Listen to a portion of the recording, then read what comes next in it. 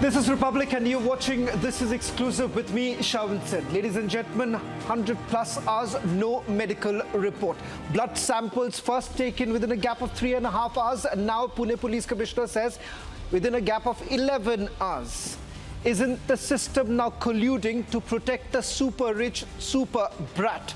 And this entire narrative that is now being built that this rich brat was not on the wheels. Tonight on This is Exclusive, we get you the star witness in this case. And mind you, ladies and gentlemen, this star witness who exposes the system, his statement is yet to be recorded by the Pune police. So whom exactly is the Pune police really working for? Is it for the people or for the super rich, the brat? But up first, let's take a look at the headlines we're tracking at this hour.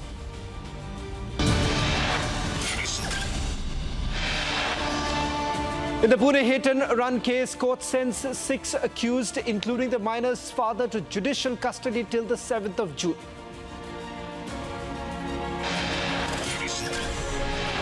Pune police demands custody of VVIP killer Brat cops to probe if at all he consumed narcotics.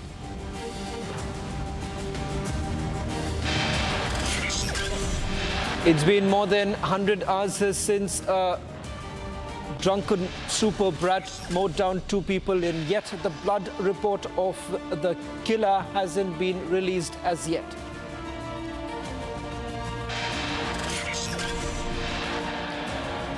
After initially claiming 3 to 4 hours of gap between the 2 blood tests, Pune top cop now recants and says second test was 18 hours after the incident. Gory details of Bangladeshi parliamentarian's murder comes to light. MP was butchered by Bangladeshi infiltrator who dismembered his body.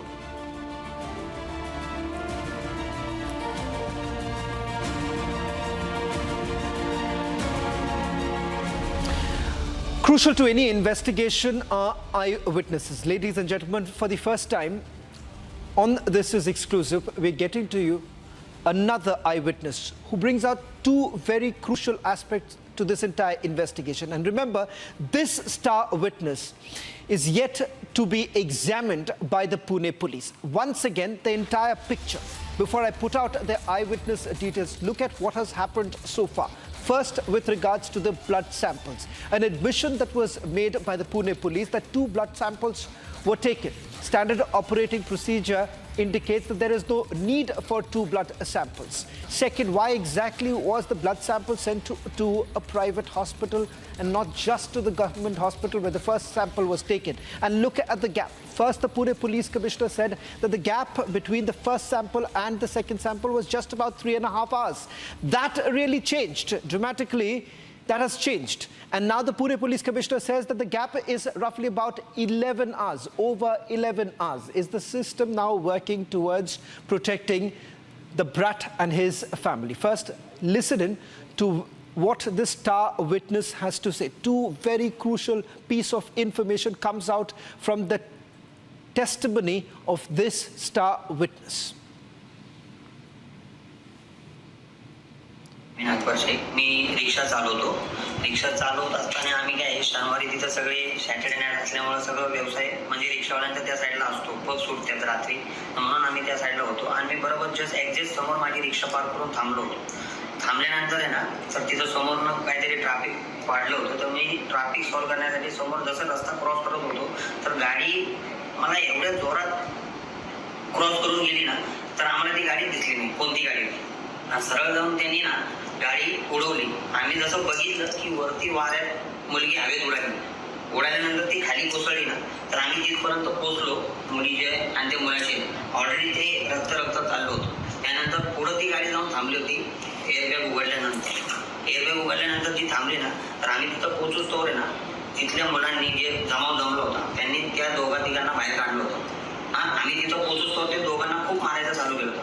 मग आम्ही जाऊन तिथे गेलो ना मारण्याच्या जागेवर, तर ते लोक म्हणत होते की आम्हाला मारू नका, तुम्हाला किती पैसा पाहिजे आम्ही द्यायला तयार आहे. किती वेळ होतात?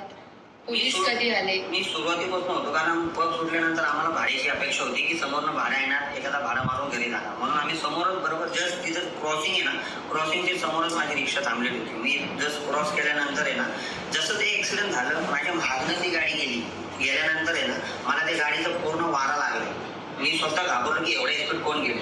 आणि जसं मी वळून बघतोय ना, तर माझ्यासमोर मुलगी तर उडाली, ते सगळं झालं. त्यानंतर आम्ही तिथं गेलो. तिथं गेल्यानंतर हे सगळं इन्सिडेंट बघून आहे ना, पोलीस 10 ते 15 मिनिटात आले.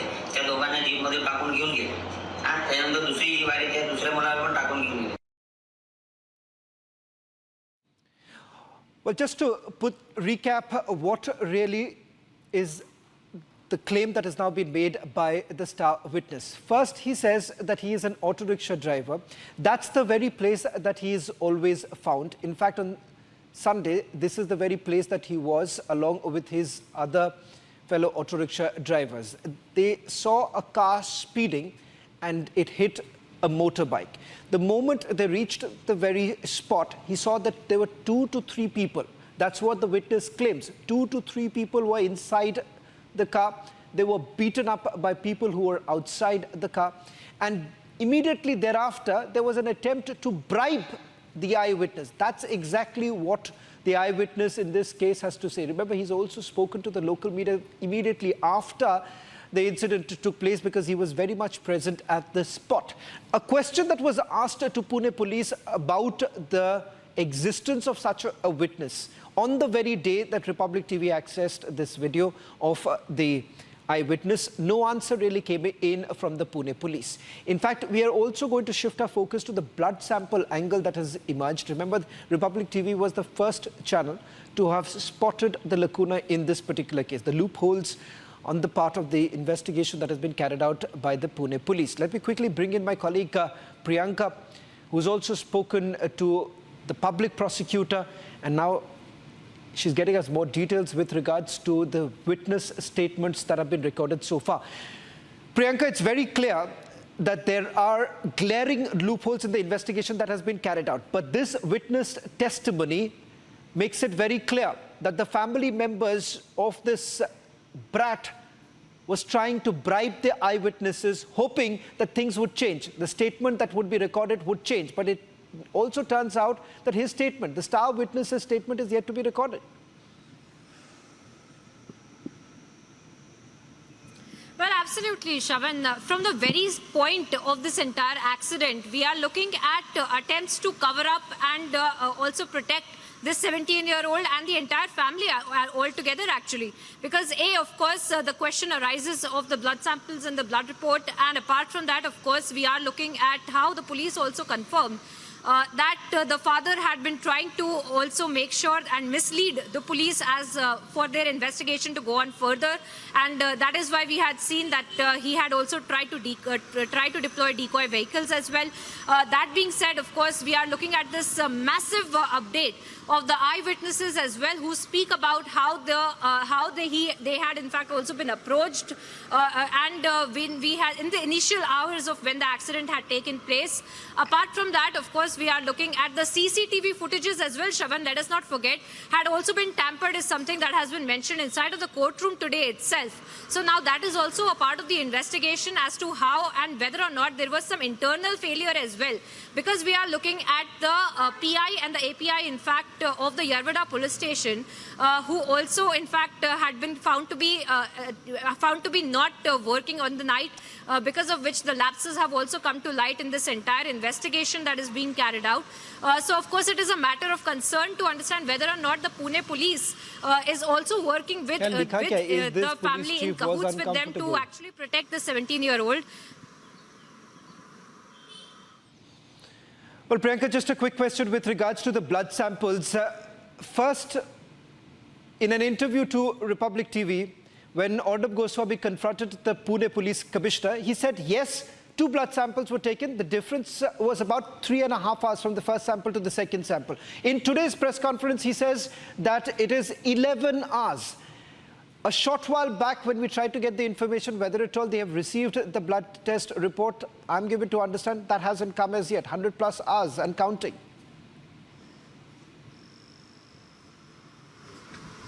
Well, absolutely. And these are the kind of points that help us understand and that help us understand the lapses in the investigation, really, Shravan.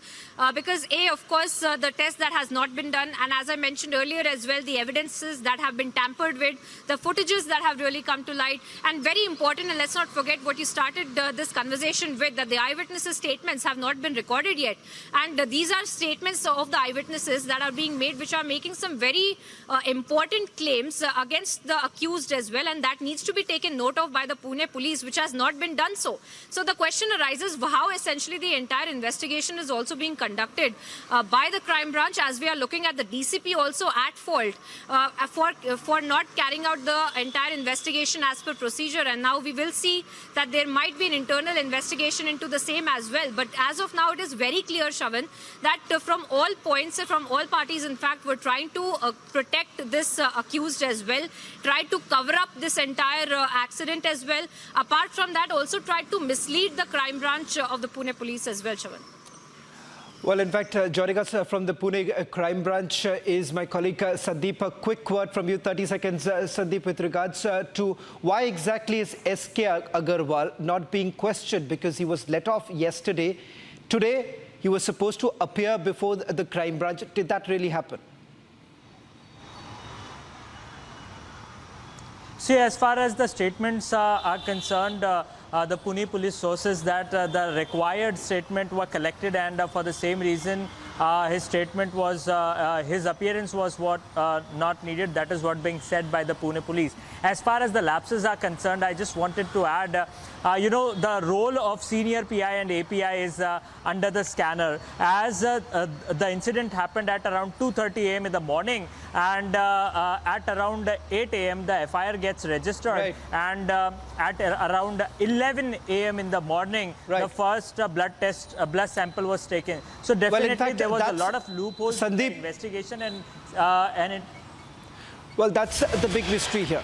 Where exactly is the blood test report? And why is there still no clarity as to who really ordered for a second blood sample?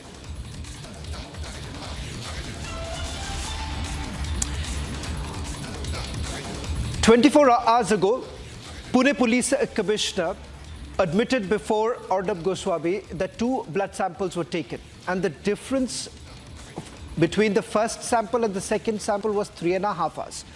24 hours later, Pune Police Commissioner changes his statement, and today he says that the difference between the first sample and the second sample is over 11 hours. The question here is that why exactly was the second sample taken? The next question, why was it sent to a private hospital? Third, it's 100+ hours. Where is the medical report?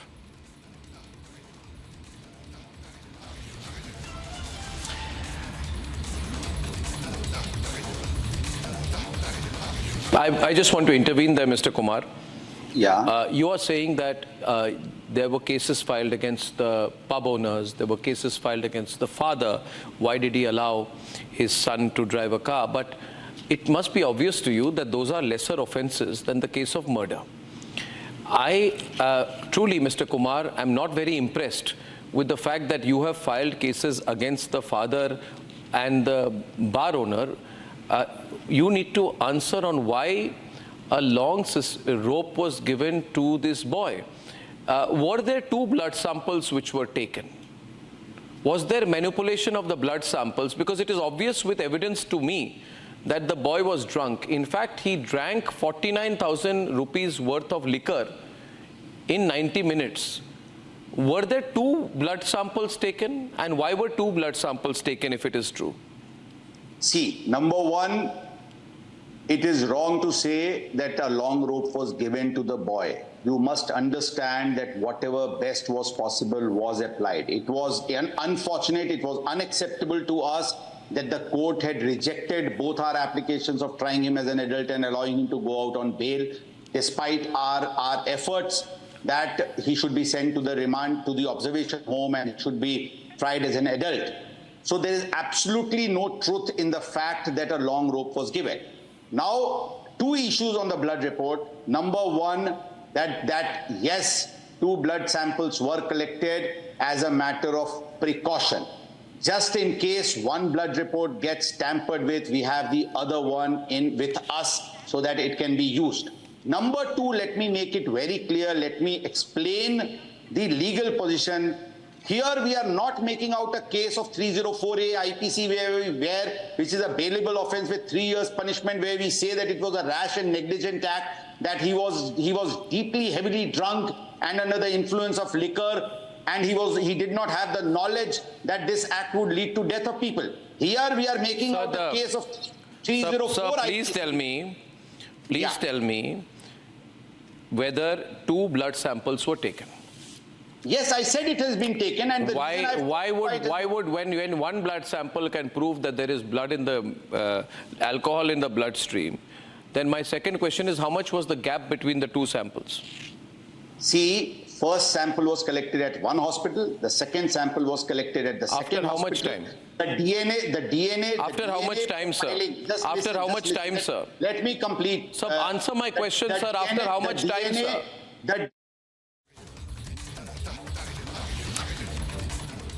Well, in fact, there is another mystery, and that is where exactly is the CCTV footage. Now, the CCTV footage that you see on your screens, that's of the very place where the incident took place. But now, in a disclosure that has been made by the Pune police, the public prosecutor, the court says that some CCTV footage has actually disappeared.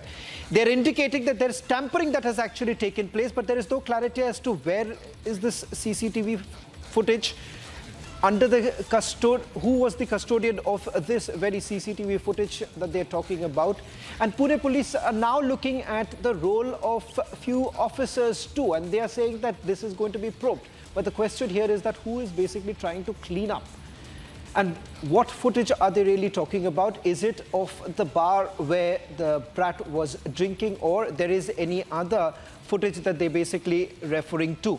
In fact, this admission was made inside the court. Let me quickly bring in my colleague Sandeep, who was inside the Pune court. Sandeep, the public prosecutor says the CCTV footage has gone missing. What CCTV footage is he talking about? And isn't the police responsible for this, collecting the CCTV footage and protecting the CCTV footage?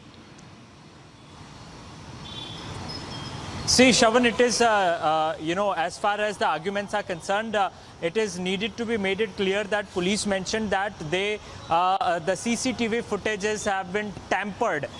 They are not mentioning that what part they are looking for or which part of the footage is missing at this point of time, but they say the CCTV footage installed in the house, they have seized it, but ultimately it seems that there's tampering being done, and hence they demanded the custody. So which part is missing, that is not being cleared yet.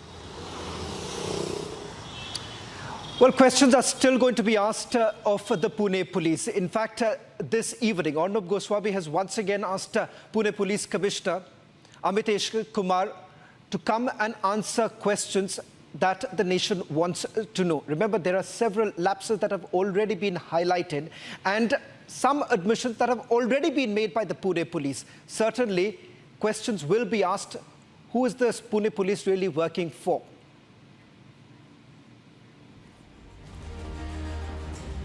Well, in fact, tonight on This Is Exclusive, we're getting you the story of a Bangladeshi parliamentarian who was butchered in Kolkata.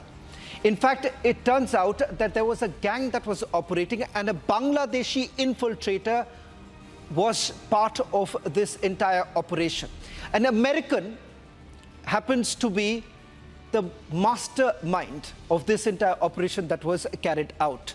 It turns out that not only was the body mutilated, they had basically ensured that the parts of the body could not be recovered.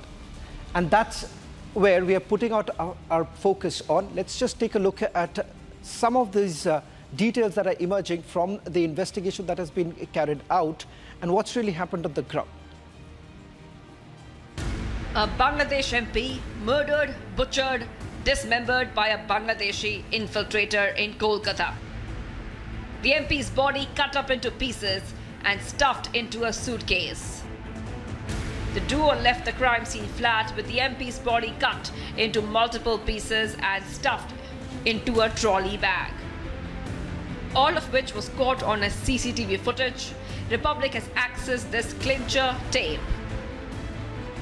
Police officials are on the hunt for the two absconding accused. Meanwhile, a West Bengal CID team arrived in Dhaka to interrogate the three arrested people arrested by the Bangladesh detective branch. Upon questioning the accused, it was discovered that the mastermind fled to Nepal earlier this week. The mastermind, Akhtar Razuma, had paid the accused Amrullah 5 crore rupees for the murder deal. Amrullah had given 2 crore rupees to Jihad Havladar, the butcher who carried out the murder. The police are hunting for the two others who helped him. Based on this, another CID team is in Krishna Mati village of Bengal's Bhangur with the accused butcher to look for the body parts of the Bangladesh MP. The grisly and gory murder has once again raised questions of threats from illegal immigrants on Indian soil. Joining us on This Is Exclusive tonight is Mr. A.K. Abdul Momen, who's from the Ministry of Foreign Affairs, Chairman of the Parliamentary Standing Committee. Mr. Momen, as part of the Ministry of Foreign Affairs, a question that I need to ask you is about the role here, the role of a Bangladeshi infiltrator, one. Secondly, a Bangladeshi-born American citizen who happens to be the mastermind. Questions are now going to be raised about the very fact, the danger of the infiltrators here. Thank you for your question. As I understand, the police is taking care of it. Both Bangladesh police and Indian police and the investigators working on very diligently. And the good news is by now, they have apprehended most of the suspected murderers. This Bangladeshi member of parliament, as I understand, was visiting India for medical treatment. And some other Bangladeshi also visited India prior to that, and they plan to kill that member of parliament for personal business-related things, nothing to do with the state issues. This is a singular event, and we are worried about it. But we are thankful to both the government, Bangladesh government and the Indian government. They're working very hard. As you said, there is another Bangladeshi expatriate who happened to be a U.S. citizen, said to be the mastermind. These are the stories coming out. But eventually, I have a belief that our police force are very efficient and effective. They will find out the real things and deliver the justice, But the sad thing is, a member of parliament is mercilessly murdered, apparently by some Bangladeshi nationals in Calcutta. They has picked up Calcutta for the murder. This is so sad. But this incident. But that's also a reality, Mr. Momen, that this is also an indication of the fact that you have gangs that are basically operating, infiltrators, Bangladeshi infiltrators who are basically operating in India, part of a larger gang. That's a major cause of concern. I don't agree with you that these are infiltrators. I believe they must have got visa. They are visitors possibly to India, and now, as I understand, they have been visiting India now and then. So not actually not illegal guys who went there. They were regular guys who visited India, and they checked up this plot to kill an honorable member of parliament in the Indian city of Calcutta. That's very sad. And these are some personal vendetta, I think, and some business-related issues possibly. One final question, Mr. Momen, that I would like to take from you is, as part of the Foreign Ministry, you would have also been provided information as to what really happened. Some reports from Bangladesh suggesting that there is an illegal gold smuggling link that has emerged, and that is the reason why this killing took place. But what more can you tell us? I don't know much about it. Neither he is a member of parliament, but I don't know him personally. The stories that are coming up that he might be linked with some illegal business, but I don't know until the police come up with the real story. So we're still waiting. It's in the process. And once both Bangladeshi and Indian investigators will make their final, report. We will look into it. But the good thing, as I said, the police force of both the countries are working very hard. And I must thank both the police, Indian police as well as Bangladesh police, because by now they have apprehended most of the suspects. Well, thank you very much, Mr. Abdul Momen, for joining us on this broadcast, a story that will be tracking very closely. In fact, on This Is Exclusive, as we brought to you tonight about the lacuna in the investigation that has been carried out by the Pune police. And there are several other unanswered questions. The question that still remains, is the Pune police really working for the people or only for those who are rich and trying to protect them? Is there an operation cover-up that is underway?